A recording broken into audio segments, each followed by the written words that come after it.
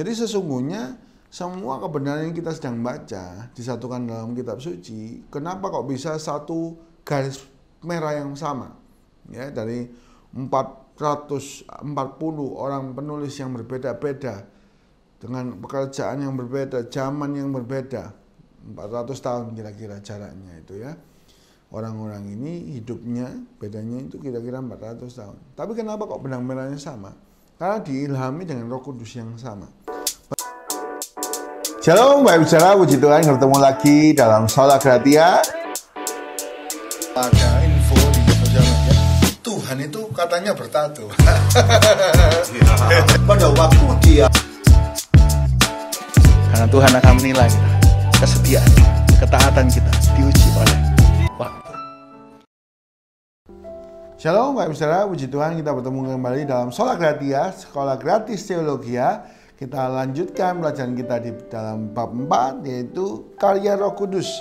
Kita sampai di bagian kedua, yaitu perjanjian baru. Apa sih karya Roh Kudus dalam perjanjian baru? Bapak Saudara, dengan nyata dan jelas Alkitab ini mencatat Roh Kudus bekerja secara dahsyat. Lewat apa? Yang pertama lewat penulisan kebenaran firman Tuhan, surat-surat. Ya. Dalam 2 Timotius 3:16 dikatakan di sana, segala tulisan yang diilhamkan Allah memang bermanfaat untuk mengajar, untuk menyatakan kesalahan, untuk memperbaiki kelakuan, dan untuk mendidik orang dalam kebenaran. Jadi sesungguhnya semua kebenaran yang kita sedang baca disatukan dalam kitab suci. Kenapa kok bisa satu garis merah yang sama? Ya, dari 440 orang penulis yang berbeda-beda dengan pekerjaan yang berbeda, zaman yang berbeda. 400 tahun kira-kira jaraknya itu ya. Orang-orang ini hidupnya bedanya itu kira-kira 400 tahun. Tapi kenapa kok benang merahnya sama? Karena diilhami dengan Roh Kudus yang sama. Bahkan dalam 2 Samuel 23:2 semua yang diucapkan para nabi, semua yang ditulis itu karena Roh Kudus. Jadi yang penting kayak Roh Kudus itu juga mengilhami dalam kebenaran firman Tuhan. Ya. Firman Tuhan ini pengilhaman karena karya Roh Kudus. Nah, dalam perjanjian baru apa lagi yang terjadi karya Roh Kudus? Yaitu ketika sebelum, saat lahir baru, dan setelah lahir baru. Ini karyanya dalam hidup orang percaya. Kalau sebelumnya kita sudah bahas dalam perjanjian lama, Roh Kudus itu cuma hinggap, ya, nggak berada di dalam. Nah, kalau dalam perjanjian baru, Roh Kudus itu Immanuel, beserta dengan kita, di dalam kita, memimpin kita dalam kepenuhan semua rencana Allah, karya Allah dalam hidup kita. Oke, kita mulai ya Bapak Ibu Saudara. Apa karya Roh Kudus dalam hidup manusia dalam perjanjian baru? Sebelum lahir baru, Roh Kudus itu meyakinkan kita. Nah, jadi untuk yakin dan percaya kepada Tuhan Yesus, untuk ngerti itu karena Roh Kudus. Nah, tangkap ini ya. Jadi kalau kita mohon seseorang untuk diselamatkan, kita mohon Tuhan, kuasa Tuhan menjamah seseorang, itu Roh Kudus yang menggerakkan. Ya. Secara ini penting. Jadi untuk bisa yakin dan percaya itu karya Roh Kudus. Jadi kita semua bisa percaya Tuhan. Ini karena Roh Kudus yang berbicara dan menjelaskan sehingga kita mengerti. Kita baca bersama-sama dalam Yohanes 16. Yohanes 16 ayat yang ke 8 sampai 11. Yohanes 16 ayat 8 sampai 11 dikatakan sana, dan kalau ia datang, Roh Kudus datang, ia akan menginsafkan dunia akan dosa, kebenaran, dan penghakiman. Akan dosa karena mereka tetap tidak percaya kepadaku. Akan kebenaran karena aku pergi kepada Bapa dan kamu tidak melihat aku lagi, kata Tuhan Yesus. Akan penghakiman karena penguasa dunia ini telah dihukum. Jadi menginsafkan supaya kita yakin. Roh Kudus membuat kebenaran Injil itu sedemikian terang, jelas bagi orang yang belum bertobat, sehingga Injil itu diakui sebagai kebenaran. Nah, ini penting ya. Bahkan Roh Kudus yang membuat kita bisa paham akan 3 hal, yaitu dosa, lalu kebenaran, dan nanti ada penghakiman.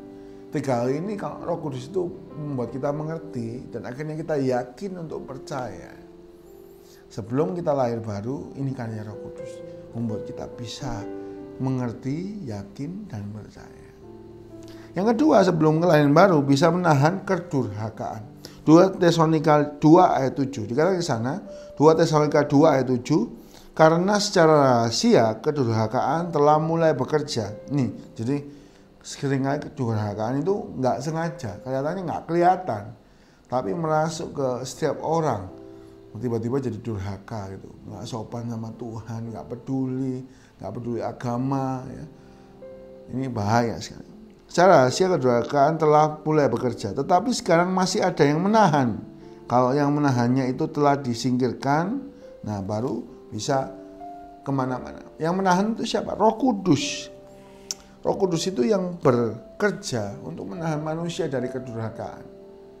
Nah, ini sebelum kita lahir baru, Roh Kudus itu membuat kita mengerti. Roh Kudus itu menahan semua macam kedurhakaan. Ya. Saat kita mau lahir baru, apa karya Roh Kudus? Dalam Titus 3 ayat 5, Roh Kudus itu yang melahirkan kita baru. Nah, menarik ya, kita baca. Titus 3 ayat 5 katanya sana, pada waktu itu Dia telah menyelamatkan kita, bukan karena perbuatan baik yang telah kita lakukan, tetapi karena rahmat-Nya oleh permandian kelahiran kembali dan oleh pembaruan yang dikerjakan oleh Roh Kudus. Jadi kita dilahirkan kembali, manusia dilahirkan secara baru, diberikan hidup yang kekal. Ya, caranya percaya kepada Tuhan Yesus sebagai Tuhan dan Juru Selamat. Ini merupakan persyaratan satu-satunya dalam hidup baru. Itu digerakkan oleh Roh Kudus. Nah, menarik ya. Jadi sebenarnya waktu kita percaya, kita terima Tuhan, ini karya Roh Kudus. Ini penekanannya di sini. Jadi semua yang kita bisa terima hari ini, percaya, digerakkan untuk ikut melayani, ya, baptis, itu karya Roh Kudus. Ya, melahirkan kembali. Yang kedua baptis. Nah ini ya. Jadi saat lahir baru, percaya, lalu dibaptiskan. 1 Korintus 12 ayat 13 dikatakan sana, sebab dalam satu roh kita semua, baik orang Yahudi maupun orang Yunani, baik budak maupun orang merdeka, telah dibaptis menjadi satu tubuh dan kita semua diberikan minum dari satu roh. Jadi Roh Kudus ini kegiatannya membaptis dan menggabungkan orang-orang percaya jadi satu tubuh. Nah, jadi makanya kalau kita sering bicara mengenai satu roh ya, satu tubuh Kristus, ada yang bagian tangan, ada yang bagian mata, ada yang bagian hati ya. Ini gereja-gereja berbagai macam, harusnya satu roh, yaitu Roh Kudus. Ya, jadi satu roh, gerakannya itu bisa melengkapi tapi untuk kemuliaan Tuhan. Nah, hati-hati dengan roh yang lain. Nah, ini banyak gereja sedang mungkin mengalami roh yang lain, roh perpecahan, roh menang sendiri, roh egois dan sebagainya. Nah, Alkitab mencatat, satu tubuh Kristus itu karena roh, kita dibaptis dengan roh yang satu. Ya, karena itu kita harus bersatu. Ya. Lanjut. Jadi saat lahir baru, Roh Kudus itu membuat kita percaya. Roh Kudus itu membuat kita bisa baptis dan dijadikan satu tubuh di Kristus. Lalu Roh Kudus mendiami. Nah ini berbeda dengan perjanjian lama. Roh Kudus dalam perjanjian baru itu diam di dalam kita. Nah kita baca ya, 1 Korintus 6 ayat 19. 1 Korintus 6 ayat 19 dikatakan sana, atau tidak tahukah kamu bahwa tubuhmu adalah bait Roh Kudus yang diam di dalam kamu, roh yang kamu peroleh dari Allah, dan kamu bukan milik kamu sendiri. Jadi Roh Kudus itu diam di dalam kita, dalam hati orang percaya.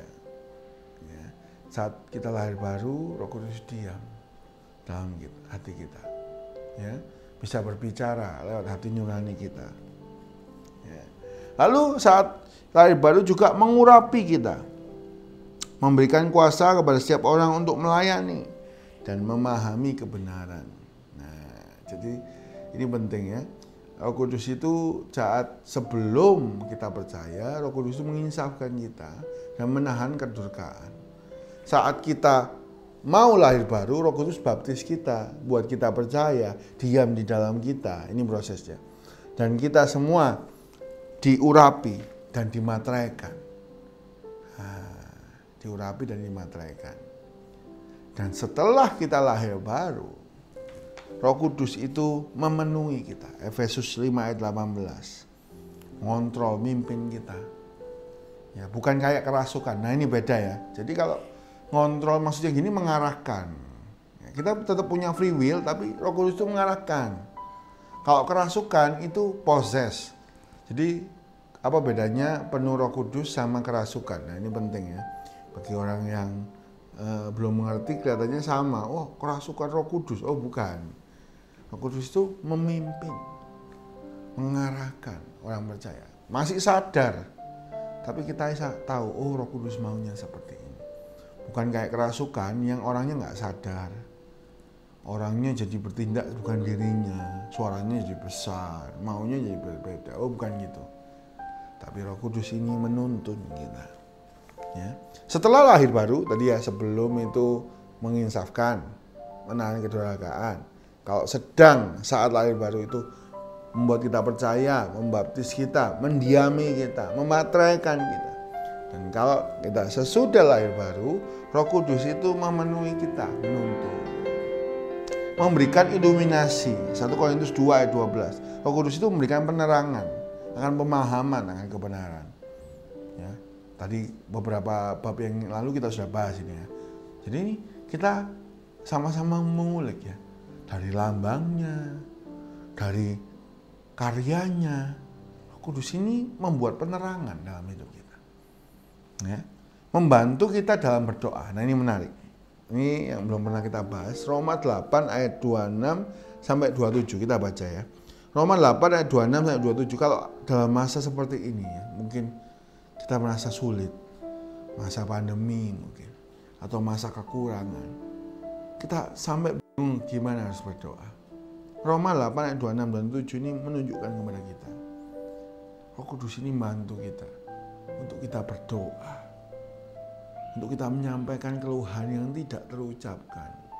Karena itu betapa pentingnya Roh Kudus dalam hidup orang percaya. Kita baca. Roma 8 ayat 26-27 dikatakan sana, demikian juga Roh membantu kita dalam kelemahan kita. Sebab kita tidak tahu bagaimana sebenarnya harus berdoa.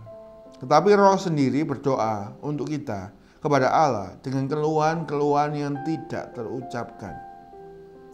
Dan Allah yang menyelidiki hati nurani mengetahui maksud Roh itu, yaitu bahwa Ia sesuai dengan kehendak Allah berdoa untuk orang-orang kudus. Keluhan-keluhan yang tidak terucapkan.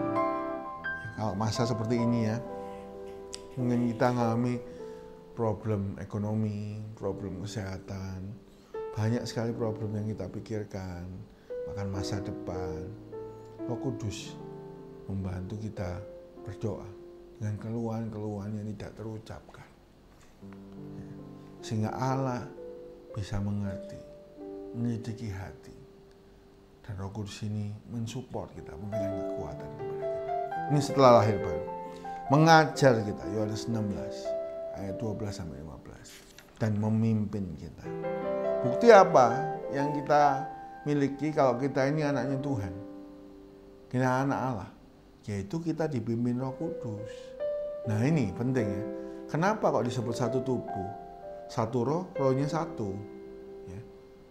Karena itu kita harus bergerak ke arah yang sama. Nah, ini bahaya sekali di akhir zaman ini, banyak roh penyesat. Jadi gerakannya itu beda, menyimpang ya. Jangan lupa hamartia atau dosa itu artinya meleset, nggak tepat sasaran. Kalau sasarannya di sini meleset, nah gini meleset tipis saja, ini dosa. Nah, kalau di akhir zaman ini kita nggak dipimpin Roh Kudus, gereja-gereja pemimpin rohani nggak dipimpin Roh Kudus, nggak bergerak ke arah yang sama, nggak bergerak ke hatinya Tuhan, dengan tujuannya Tuhan, bergerak ke arah yang berbeda. Hari ini ayo kita sama-sama kita ketahui Roh Kudus, karya Roh Kudus, dan juga diam di dalam kita. Karena itu kita bisa nanti kita bahas bab berikutnya, membedakan roh. Ini bukan dari Roh Kudus kelihatannya. Ini ucapan daging, ucapan manusia.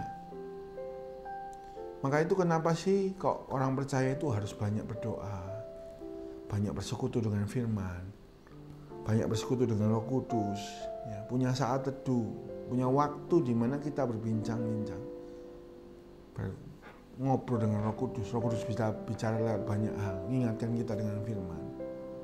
Karena banyak hal dalam hidup ini kita nggak mengerti dan berbahaya kalau kita sampai tersesat. Roh Kudus itu memimpin kita, ya. Jadi kita sudah bahas sebelum percaya, saat lahir baru, dan sesudah lahir baru, Roh Kudus ini berkarya luar biasa. Ayo sama-sama kita mengerti karya ini. Jadi kalau ada orang belum percaya, kita berdoa, Tuhan, Roh Kudus jamah hatinya, insafkan. Ya. Kalau sedang percaya, maka Roh Kudus mendiami. Jadi ada Roh Kudus yang mendiami itu artinya apa? Artinya kita ada warning ya, kalau kita mau salah, kita diingatkan oleh firman. Ya, penting sekali ini. Dan setelah kita lahir baru, Roh Kudus memimpin kita. Memimpin kita itu orang yang dipimpin Roh Kudus tanda anak Allah. Kalau dia nggak dipimpin Roh Kudus, dipimpin daging, wah ini bukan anak Allah nih. Ya. Dipimpin yang lain, nafsu yang lain, ambisi yang lain. Ini bukan anak Allah. Satu roh. Kita harus dipimpin Roh Kudus. Roh Kudus mintanya apa? Lakukan. Kadang bertentangan sama kita. Ini sering ya. Sebagai hamba Tuhan, ada sering kali. Contoh sederhana. Kita sudah siapkan khotbah. Tapi Roh Kudus minta khotbah yang lain. Ya, mungkin para hamba Tuhan bakal tersenyum kalau saya ngomong seperti ini. Karena kita ngalami. Udah, ini tinggal 1 jam lagi naik khotbah. Tuhan minta khotbah yang lain. Kita harus taat. Kita anak Allah, hamba Allah, harus taat. Digerakkan Roh Kudus, ikut. Ya. Kita harus pergi kemana? Karyanya apa? Kadang nggak sesuai dengan daging kita, atau nggak sesuai dengan keinginan kita. Tapi kita harus ikut Roh Kudus, tanda anak Allah. Jadi Bapak Ibu Saudara, kalau hari ini Bapak Ibu Saudara sedang mendengar, Bapak Ibu Saudara sedang mengalami peperangan di dalam diri Bapak Ibu, harusnya ikut Roh Kudus apa enggak, ikut firman apa enggak, dengan baik-baik hari ini apa tanda kita ini anak Allah, yaitu saat kita taat pimpinan Roh Kudus, taat firman dan melakukan, itu tanda kita anak Allah dan hidup berkenan kepada Allah. Puji Tuhan, biarlah kebenaran ini menguatkan, memberkati kita, dan Roh Kudus biarlah menuntun kita, hidup dalam kita, mendiami kita, dan mengajar kita berdoa dan kebenaran firman Allah. Puji Tuhan, mari sama-sama kita berdoa. Bapa, kami datang bersama setiap orang yang telah mendengar kebenaran firman Tuhan. Kami percaya Roh Kudus tidak berbatas ruang dan waktu. Saat ini Roh Kudus juga sedang menjamah setiap yang mendengar. Mungkin ada pergolakan dalam hati kami untuk mengikuti kebenaran firman Tuhan atau tuntunan Roh Kudus apa tidak. Tapi kami belajar hari ini apa tanda kita ini adalah anak Allah, yaitu ketika kita taat kepada Roh Kudus dan kepada firman. Biarlah kami semua hidup dalam kebenaran, Roh Kudus mendiami kami, tidak didukakan, tapi Roh Kudus boleh bersukacita dan terus memenuhi kami dengan kuasa yang dahsyat, dan hidup kami dibawa ke dalam kemuliaan demi kemuliaan. Terima kasih, memberkati semua yang telah mendukung channel ini, baik yang sudah menonton, suka like, subscribe, juga sudah share supaya menjadi berkat bagi banyak orang. Kiranya Tuhan Engkau memberkati, berkati juga semua dukungan secara materi, non materi, semua yang setelah komen Tuhan Engkau berkati. Terima kasih Tuhan, pertemuan kami dalam kesempatan berikutnya untuk dengan semangat belajar, semangat untuk mengerti, mengasihi Tuhan dengan hati, jiwa, kekuatan, dan akal budi kami, sehingga kami mau belajar kebenaran, belajar teologi yang benar, dan biarlah hidup kami melayani dan mengasihi Tuhan, yaitu Tuhan Yesus Kristus. Terima kasih Tuhan, pertemuan kami dalam kesempatan berikutnya dalam Sola Gratia. Di dalam nama Tuhan Yesus kami berdoa dan ucap syukur. Haleluya. Amin. Puji Tuhan. Bapak Ibu Saudara, kita sudah sampai di penghujung bab 4 ini. karya Roh Kudus dalam perjanjian baru, biarlah kita semua boleh mengerti, ya, dan kita semua boleh memahami apa yang menjadi kebenaran karya Roh Kudus yang dahsyat. Nah, kita sekarang aplikasi ya Bapak Ibu ya. Kalau ada teman kita yang belum percaya, ayo kita doa, Tuhan, Roh Kudus insafkan. Itu karya Roh Kudus, insafkanlah. Insafkanlah. Ya, Roh Kudus itu menerjemahkan sehingga jelas. Tugas kita nginjil, tugas kita ngajar, tapi Roh Kudus yang memberi pengertian. Ya, hari ini ayo sama-sama kita lakukan yang terbaik, dan Roh Kudus biarlah berkarya secara dahsyat, dan kita gunakan banyak jiwa untuk kemuliaan nama Allah. Bagi Bapak Ibu Saudara yang ingin bertanya, silakan tinggalkan di komen bertanya tentang materi ini. Lalu untuk yang rindu mensupport, mari like, subscribe, share ke teman-teman. Percayalah firman Tuhan gak pernah kembali dengan sia-sia, tapi mengerjakan apa yang jadi kehendak Allah dalam hidup seseorang. Sampai jumpa dalam kesempatan berikutnya dengan semangat untuk belajar dan mengasihi Tuhan dengan akal, budi, hati, jiwa, dan kekuatan kita. Sampai jumpa di Sola Gratia, Sola Gratis Teologia. Tuhan Yesus memberkati.